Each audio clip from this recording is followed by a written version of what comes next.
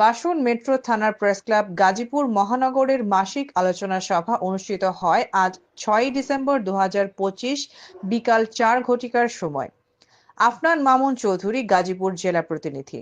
উক্ত বাসন মেট্রো থানার প্রেস ক্লাবে আলোচনা সভায় উপস্থিত ছিলেন বাসন মেট্রো থানা প্রেস ক্লাবের সকল সদস্যবৃন্দ।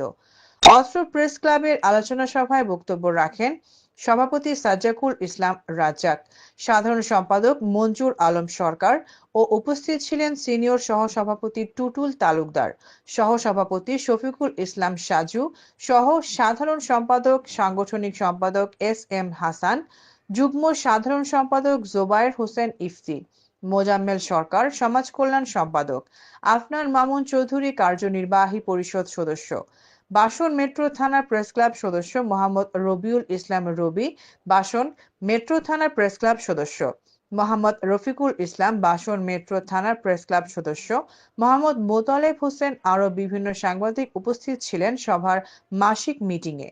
যুগ্ম সাধারণ সম্পাদক লিসা আক্তার ও দপ্তর সম্পাদক ফাতেমা আক্তার।